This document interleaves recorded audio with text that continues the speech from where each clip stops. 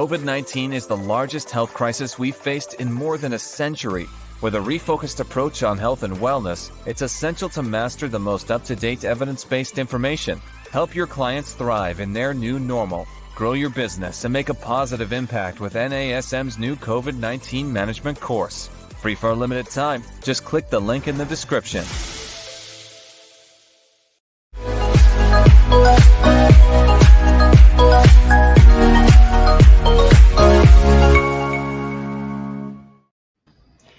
Hello, everybody. Welcome to another episode of Random Fit. I am Wendy Batts, and I'm here with my friend and colleague, Mr. Ken Miller. How are you today, Ken? I am well, Wendy. How are you? I am hot. It is hot and humid here in the big ATL. Hot in her. Yeah.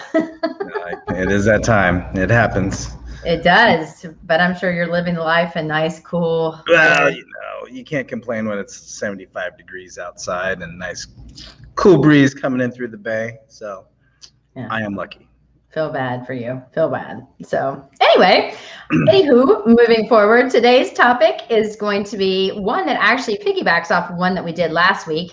We got a lot of really great feedback, so we really do appreciate you guys reaching out and asking us questions and letting us know topics that you want us to cover. So this week, we are going to answer some of your questions. And if you missed us last week, we talked a lot about flexibility and the best ways that you can prepare your body in order to get better range of motion, so then you get like more out of your workout. Well, this week, we are going to talk about how to activate muscles to maintain that range of motion before you work out, because that seemed to be some of the questions that we got. Like, how exactly do I do this? Well, today we are going to go over that, and hopefully after this wonderful session and podcast, you're going to feel a lot better when you go into the gym and know exactly what to do. Yeah, I think, well, it's funny because, talking to my cousin, who we were talking about flexibility and warming, because he's still one of those meathead guys. Sorry, Glenn. He is still one of those guys that likes to do the bench and the pull down and the squats and just a bunch of powerlifting. But when I joked around about, just, doing your shoulder circles and then starting off with a lightweight and then progressing up to a heavier weight, and that's what you considered your warm up. Well, he's like, well, there's more to that. I'm like, yeah, you got to foam roll, you got to get a little bit of length, and then we got to activate some of those core muscles, So if you're going to do, let's say, a bench day, we're doing a lot of pressing, or push day. Well, what are you doing to help turn on those muscles that are there for the purpose of stabilizing your shoulder? So if you want a bigger bench or a bigger pull-up or do more of those exercises, well, hey, what are you doing to help show the shoulders that, hey, we could do more work? And we started talking about more regarding, how you're going to warm up for specific workouts. So it's not just about doing a total body warm-up, but if you have plans and intentions, like you said, Monday is International Chest Day, and yes. So that's a pretty specific motion, right? All I'm going to do today is push things away from me, right? And then bring it back down to me. Push things away from me again, and I'm going to bring it back down to me. So how are you preparing your body for that specific motion? Because again, if you have a chest day, well, you're going to have a pull day and you might have a lower body day. So we're going to talk about some things on, things you can do to get your body in the best, put your body in the best position possible for that workout. And the warm up, once you get past flexibility, like what we discussed in our last episode, what are you going to do now to turn things on? And that I think is one of those things that as we, I know when you travel and you go to the gym, you start watching people work out. It's the same thing. They'll spend the 5 minutes on the treadmill and then they'll start picking up some dumbbells, doing curls and things like that. So there's no real intention in the warm up for what you want to do during the workout. And I think that's one of the biggest things that when it comes to random fitness, warm ups are so random that you can't really call them a warm up for the most part. But Well, think if they're there's a done, lot I of mean, meat. that's Yeah. just it. And I think that was the big takeaway. We found out last week there's a lot of people that just do exactly what we said. Come in, drop your keys, go on the, piece of cardio equipment, warm up for 5 minutes, do your, suns out, guns out. And then after that, they, shower and leave. And unfortunately, we found out that our producer is one of those people as well. So hopefully we're going to embed this in his brain that is not ideal. And so, I mean, when you're thinking about it, Ken, there's a lot. And if you don't have a background in fitness and you're really not sure about biomechanics, I mean, without getting really sciencey, it's pretty simple. If you notice that, you've got a forward head or rounded shoulders, or you're sitting a lot throughout the day, then we talked about this, last week. You want to actually stretch those muscles because you know that they're really tight and really short. And so in order to stretch them, we gave you some good ideas and ways of doing that. But if you just stretch one side of a joint, so remember, got certain muscles that are on one side that are going to be short, the other ones are going to be lengthened, and that's why you've got this imbalance. But if you stretch out the side that's shortened, but you don't actually get the other side to do its job, then it's going to tighten right back up, and you're going to follow the same, they always say it's like the insanity thing. You do things over and over again, the same way, hoping for a different change, and it doesn't happen. So if you're sitting on your tush, stretch your hips and activate the big house. It's all about the glutes. Glutes are very important on not only how they look, but obviously on performance. We need your glutes when you walk. You need your glutes when you run, and you need your glutes when you do pretty much everything in life. Plus, who wants saggy butt? Who wants a saggy butt? I know I don't. But I needed help from the beginning, from day one anyway. In looking at flexibility, you get your range of motion, you open up the hips, the front of the hips specifically. Now it's time to turn on the big house, your J-Lo. You got to turn on that backside. So from there, that's where you start to come into your typical, your classical hip exercises, like your floor bridge, ball bridge, clamshells, side lying straight leg raises. But, it's kind of like, the way I look at the hips, Wendy, is like, when you have computer problems and you go to your IT guy and they say, did you restart your computer? It's like, oh, okay, let me, did you power down? It's like, oh, sorry, I forgot to do that.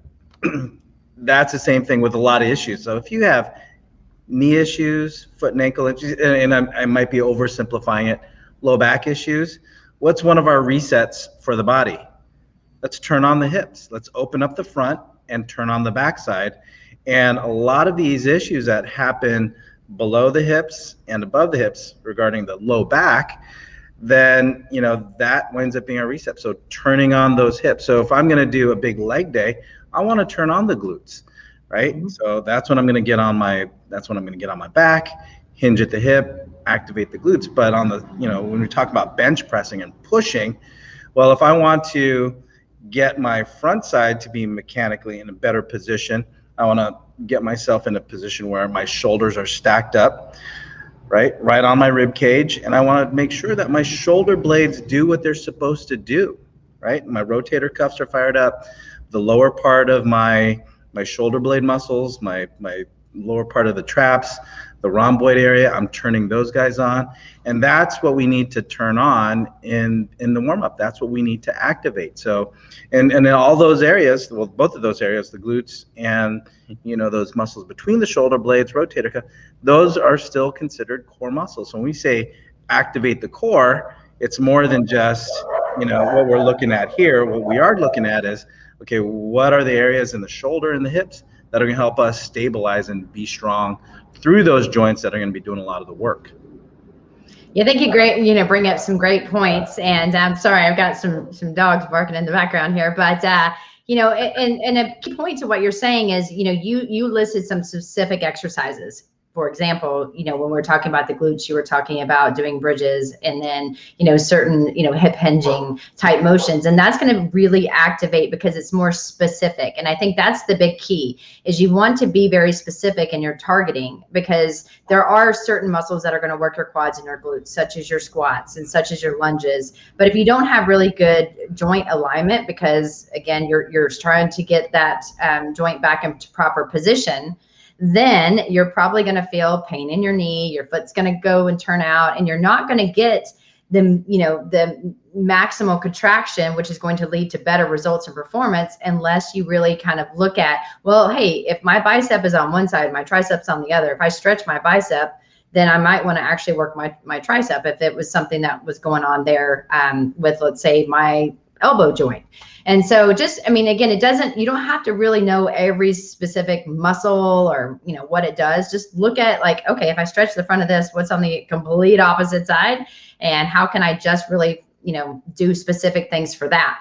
Now, we also did our podcast a while back on, as seen TV or exercises to maybe avoid. So I personally strongly suggest, and I can't say don't or shouldn't or never, strongly suggest not doing some of these activation exercises on a fixed piece of equipment. Unless you are talking, like you said, about doing some maybe rows or lat pull downs or something specifically for the back. But when it comes to the glutes, it's a ball and socket joint when you're thinking about your hip. So if you can move it a little bit more freely, you're probably going to get a better outcome. Yep. And you're listening to us here on the Random Fit podcast on ramping up your warm-up. So we're talking about concepts that we should all understand as far as what we need to do to get our bodies set up properly for the workout. So great points, Wendy. And I think, as far as getting those muscles turned on, getting those stabilizers fired up so that we could produce more force and reduce force, i.e., pick up heavier weights or run faster. I think one of the things that goes into the warm-up that I wind up talking about more so that kind of gets people, taken aback, like, really, we got to do that, is balance. So when we talk about, once we turn things on, we get, we turn on those core muscles. But now it's time for balance. Now we got to teach the body to work as a single unit. And it's a great way to get, and we talked about the glutes. We can't talk about the glutes enough. But once we get those glutes turned on through, like we talked about with the bridges, for example, now we have to teach that region of the body to work with what's below it and what's above it. So one of the things that makes that happen really, really efficiently and well is exercises that you do on a single leg. So when I bring that up to my athletes, like, why do I have to stand on one leg? Well, here's the thing. There's a lot of coordination going on when you stand on one leg, but when you think about just the gait cycle, when you walk across a room, about 85% of that gait cycle is spent on one leg, right? And this is a perspective I like to throw at people. It's like, you spend, that percentage of time when you walk on one leg, we should know how well you can stabilize and balance on that one leg. So there's a lot going on as far as your core stability, your balance, your ability of your hip to coordinate, a swinging leg, rotating trunk, reducing for, once that foot strikes, then there's a lot of changes that happen with your center of gravity. So when you learn how to balance and balance well, I'm not saying that you're going to be a trapeze artist or walk across a high wire act and you got to stand on one leg there. No, it's just about, okay, how well can we coordinate the hip with the rest of the body? Mm-hmm. And I think we take balance exercises for granted because you got to think about all the muscles that are surrounding, the foot and ankle joint. And to your point, because we spend most of our time on our feet, if we're not on our tush, then, we should work the muscles that are going to support our body. So our poor feet and ankles and everything have to support the momentum of force that we're producing when you're walking, running, jumping, turning, doing all the stuff that you mentioned. Plus, if you take 2 steps back and, you've activated your core, you've got the little muscles to work. Now you're working on these little muscles that protect like the foot and ankle complex that, like you said, is going to try to start integrating, proper alignment and movement. It's really difficult. And I will tell you, for training and teaching for NASM, when we go and teach our classes and we did live workshops, one of the things that actually made me laugh out loud was when we would do some of these just basic, let's stand on one foot, think about proper arch alignment, work, keep yourself in good alignment, and then just move your floating leg. How many times people are like, oh my goodness, my foot is burning. I'm like, Yeah. because you're actually working muscles that you're not used to working. And so, when you're thinking about just, even trainers alone, sometimes we take that for granted.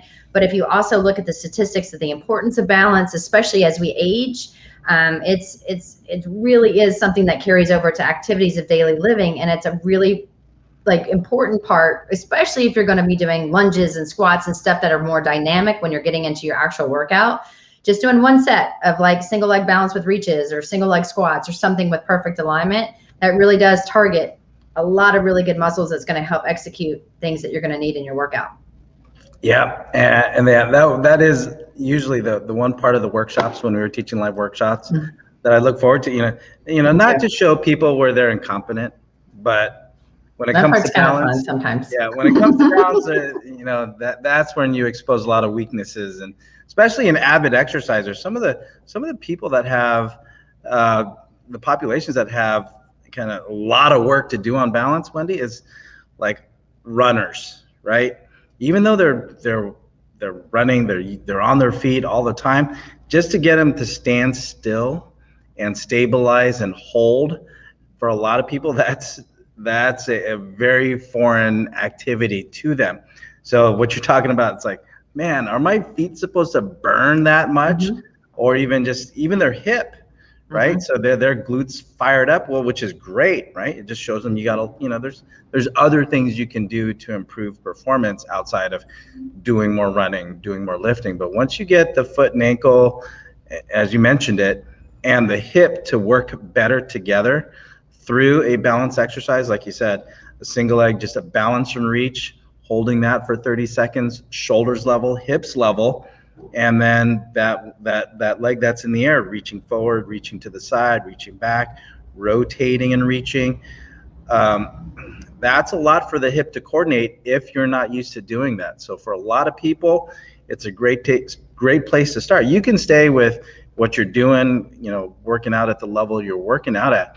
But, this is one of those things that at any point you want to start doing balance, it's never a bad time to start. It really isn't. And one thing that I even do with my clients, I'm like, okay, here's your challenge for the day, because, you're obviously going to work a little bit harder when you don't have your shoes on. And so I'm like, what I want you to do, this week, every time you brush your teeth, because obviously 2 minutes, that's, what we should be doing, or on average, how long you should brush your teeth. So for 1 minute on one side, on another minute, the other side, just have them single leg stance while they're brushing their teeth. So they're having to do other things, but then still focus on proper balance. And when we say balance, it's not just, can you stand on one foot? We want you to stand on one foot, really think about proper arch alignment, make sure your foot is nice and straight. And then at that point, doing other stuff, can you maintain proper alignment? Because that's really where you're going to get the best benefits. And I mean, just little things like that, because, we're already going to be brushing our teeth. So why not add some component to it? So it doesn't even have to be something that you do at the gym, but I just wanted to throw that out there that, if you can sprinkle in some extra, accidental exercises, going to benefit you long-term, why not? How about washing dishes? How about washing dishes? Dude, every time I call you, you're always washing dishes. So I just want you guys to know, Ken is a male dishwasher. Every time I'm talking to him, which is quite often because of all that we do together at work, he is always washing dog dishes. I think I'm always picking up dog poop, but there you go. Well, that's the only time I have to talk to you is okay, well, what can I do? I gotta wash some dishes. Oh yeah. Oh look, Wendy's calling, or it's now's a good time to call Wendy. But from that standpoint, yeah, I like that. Brushing your teeth. How about flossing? Try that on one leg. Dude, I gotta focus on flossing. I don't know if I can stand on one leg and then get it all right. I don't know. if my dentist is listening, he's probably going, right. Yeah, you floss. Right. Yeah, try flossing on 2 legs first. Yeah, do we need to have one on hygiene, things that you need to do? Yeah. I don't know. Basically, that'd be a short one. Brush your teeth for 2 minutes and floss every once in a while. Let's try daily, but okay. Or Marty Miller, every time you eat something, at lunch. I know. He's going to kill us. I hope no one's listening to this one. I'm going to get a lot of trouble. But But yeah, so here's the deal. Like, I think so far what we've talked about is, obviously last week we talked a lot about the flexibility. Then think about activating the small muscles that are going to help keep the joints in proper alignment. So oftentimes we call some of that like doing more activation or core, core work. The little muscles of the core too are going to be really important. So it's always the muscles that you don't see. And I know, we actually got a lot of information from people asking if we could do some stuff on core, which I think we actually should do coming soon. But, really focusing on the little muscles, proper alignment, and really just trying to get the right muscles to fire at the right time, no matter what it is that you're doing. That's the ultimate outcome, I guess. Then we've got the balance. So now we've got little muscles to work in core. We've got good balance. Why don't we talk a little bit about plyo? So Ken, why don't you let me know your version of plyo? Yeah. Well, my version of plyometrics is now what we're trying to do is get the nervous system to be able to react, right? So we're not talking about box jumps or things like that, nothing to where I need you to jump 10 feet from where you're standing right now. No, it's just about getting the nervous system to be able to react. So when we talk about plyometrics in the context of a warm-up, we're just talking about, first of all, how well can you slow down the body? How well can you decelerate? So here, what we're looking at is, as an example, we're going to jump and land. And I want to see that you can land with good integrity. So that as you're landing back on the ground, your feet, knees, and hips are all going to be in line. Your knees aren't caving in, buckling in like your knees want to kiss, right? And you can do that without arching the back excessively, leaning forward excessively. And like what we're talking about with core, all the right muscles are working at the right time, but quickly. So as I tell my clients, life moves fast and you have to move faster or be able to react faster. So when we talk about plyometrics, it's about, okay, can you produce force, i.e. jumping, but can you also reduce force efficiently, which also means can you land effectively? So with any new client that I have, even though, no matter what level that they're coming to me, as far as their level of competition, I'm going to see, can you jump well, right? Good alignment. And can you, more importantly, land well? So again, everything's in line, not too many compensations, because one of the things that can lead to compensation patterns is basically lifting too much weight and moving too fast for what your body can handle. So when we talk about plyometrics, we're looking at, okay, can you move quickly with integrity? So again, in the context of the warm-up, that's something that we want to incorporate because life moves fast and you have to move fast along with it. Yes, and if you guys are just joining us, it is Wendy Batts and Ken Miller, and we are talking about ramping up your warm-up. And so, I think you bring up some really good points, especially on the plyo side. And, I always tell my clients that if, the flexibility part, the core, the balance, and the reactive or plyometric side of the game, that's just your warm-up. Like, we haven't started any of the workout yet. We are making sure your body is prepared. And I think this movement prep that we're kind of talking you guys through is seriously just trying to get muscles to wake up, muscles to lengthen first, then muscles to wake up, get good balance, and then, like you said, adding motion. But, people are like, why do I need to go through and do plyometrics and then I'm holding on the ground? Well, first of all, when you're doing, a hold at the bottom after you've jumped and you're doing this, for 12 to 20 repetitions, it's really challenging. But then if you're constantly making sure that you realign yourself and do it over and over again, there's a lot of, transformation into things that you're doing daily. Well, that's first and foremost. Plus, I use the egg example. Like, have you ever used this one? So if I give you a raw egg, okay, right? And or you ask me, hey, can you pass me an egg? And I throw it to you. I can either throw it to you and you catch it hard and wear it, or I can throw it to you and you try to cradle the landing, so therefore it doesn't break and you're not wearing it. Well, it's the same thing kind of when you think about your alignment in your body and your joints, especially your spine. If you start landing hard, you're not landing on the right part of the foot, which is just right behind the ball of your foot in front of the arch. So it's a really small area. And if you bend your tennis shoe, you can see exactly where that shoe is, like where the bend is. That's where you want to land. then what that does is help kind of really thinking about like bracing the spine, you know, because you've got those discs, and if you can actually cradle the landing and land without the impact, it's going to be better for those discs and better for your joints, better for everything that supports your skeletal system, and it won't hurt. You guys have been there. How many times? I mean, I've done this all the time. You jump down and all of a sudden you get that sting in your foot. That is what not to do. So therefore, another reason that plyo should also be included. So you're saying that you would be an awesome egg tossing partner? Is that what you're saying? So yeah. I mean, we can make it at least to where we're 15 yards apart. Dude, I can cradle like the best of them. You, on the other hand, I don't know. I got soft hands. Okay. It's from all that dishwashing. I was going to say, I don't know, like a lot of time with water and soap, if you're not using the right soap, you may, or gloves. I use my Aquaphor at the end. I like to, make sure my hands stay soft. But yeah, so enough about my cleaning habits. So the plyometrics, again, it's more than just for athletes, right? It's for everybody. And I'm not sure about you, but even for just wellness or people just trying to get healthier or get away from pain, when I tell them, okay, we're gonna do some plyometrics, I'm like, what? We're gonna do some cone drills, we're gonna do some jumps, things. It's like, well, we'll do versions of that, but overall, if we want you to get healthy and stay healthy, we need to get you in better shape than what life is gonna throw at you, right? So when you talk about being able to cradle and slow down and not have that hard sting on the bottom of your foot, that's what it's about. So again, with plyometrics, it's something that everybody needs to be able to do. Yeah, and I think, just to keep piggybacking, because it seems like that's all I've been doing today,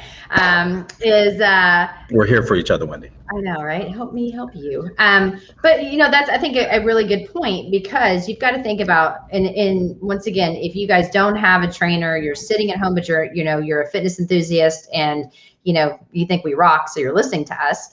Think about how many times you have to cross the street, and especially if you have kids, you're having to grab hands. You've got your purse or your backpack or their stuff, and you're trying to get them across the street in a very, very fast way. Or you forgot something. You're in the car. You have to hurry up and get out of your car, shut the door, run inside, grab something, and come back because you're late for work, or you forgot something that you really needed, and we're short on time.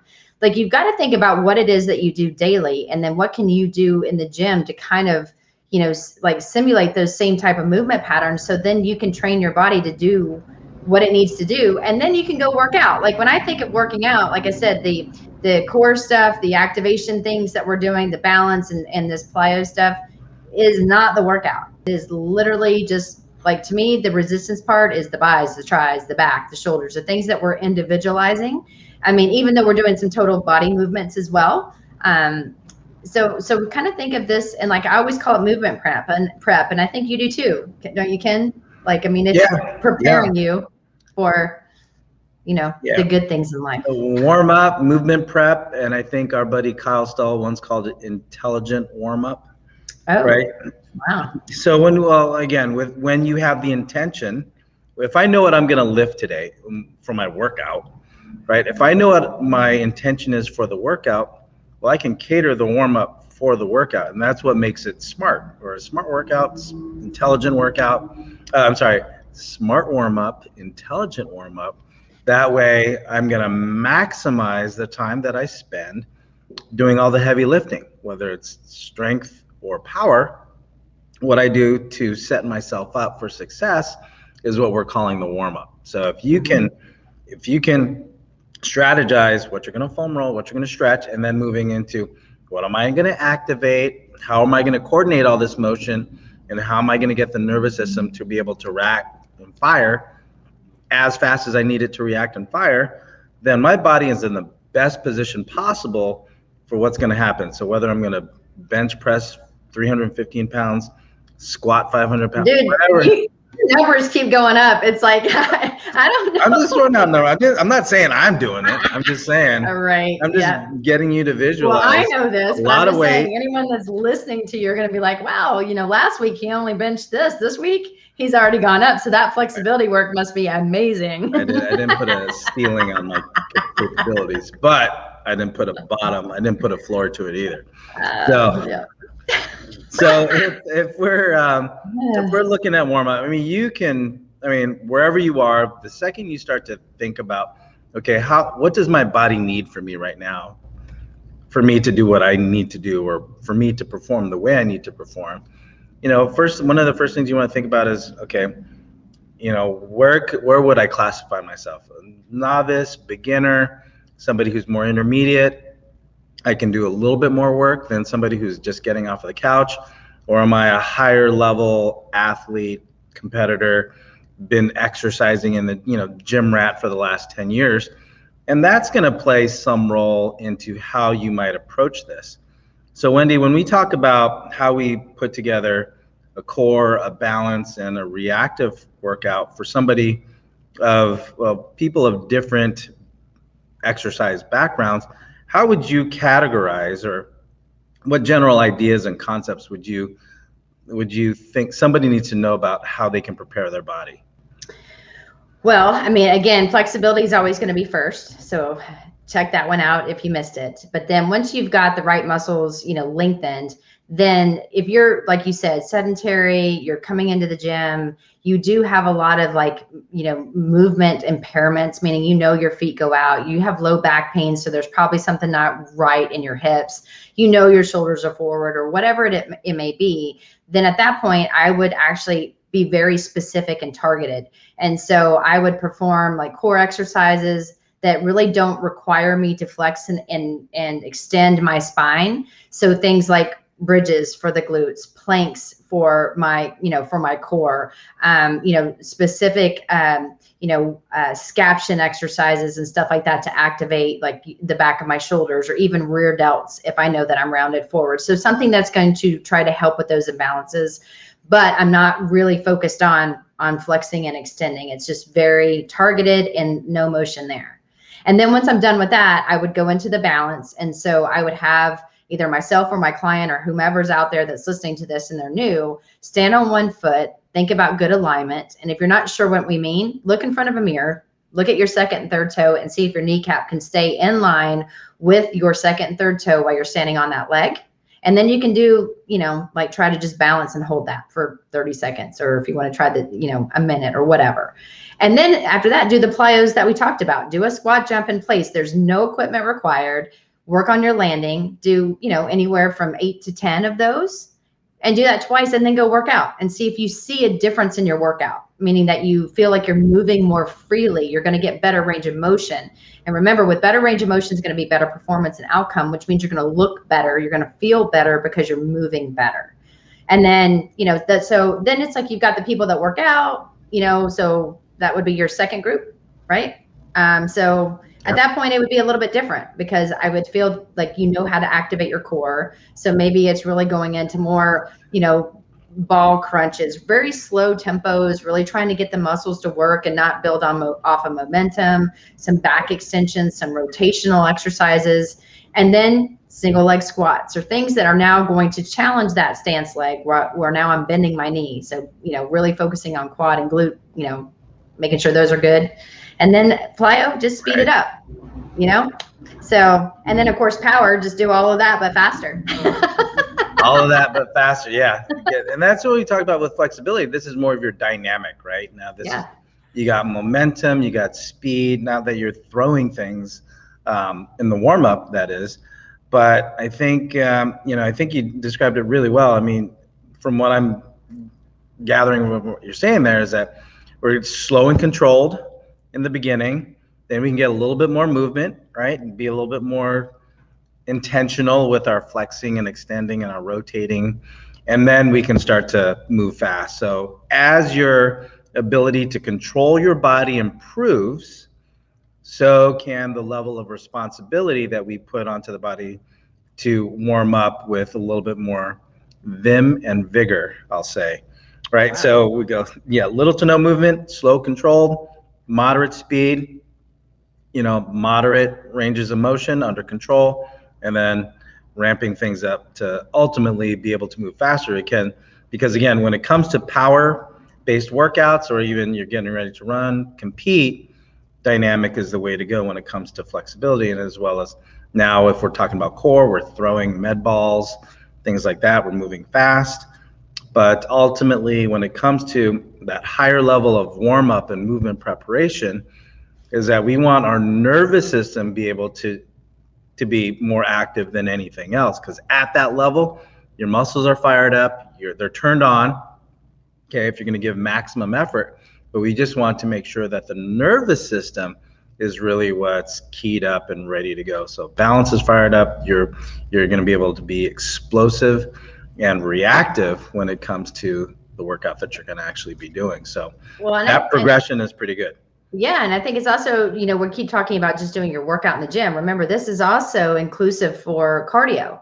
And so if you're going to, go for a run, then if you take a few minutes and foam roll and stretch, the muscles that need to, and then you do some, core work, some activation stuff, and then some balance stuff, and then add in some plyos where you're holding the landing and working on that, and then you go run. It is amazing how much lighter you feel. And it's not so, because I know for me, sometimes I feel like I weigh 9,000 pounds when I'm trying to run.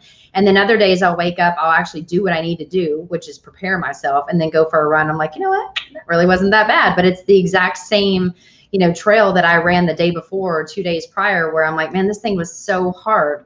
So, there's a lot of different factors that play into it. But if you notice that you feel heavy and you're not moving as freely, just try it. This isn't going to hurt anything. You're still going to, know that you're just, like you said, slow it down, make sure it's intentional.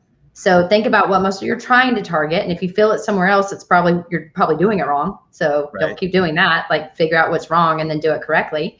And then, and then go from there and just, I think it can make a huge, huge impact on your overall program. Plus, from some of those guys, or from some of you guys that have hit your plateau, maybe this is the extra little boost that you need, because you're actually getting muscles to fire the way that they're supposed to.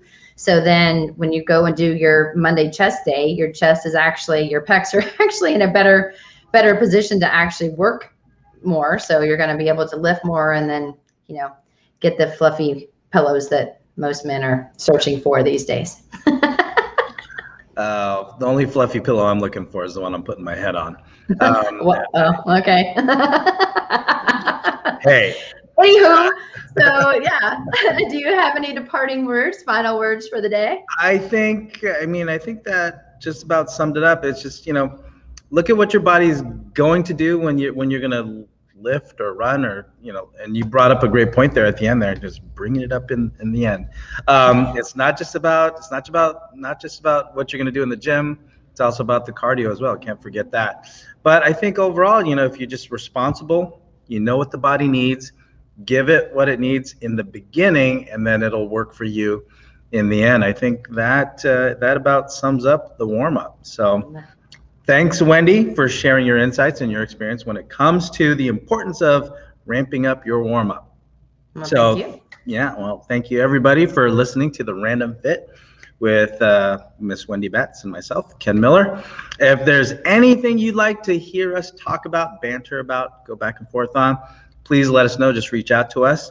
But until then, if you like what we have, go through our library, follow, subscribe, download. And until the next time, take care and be well.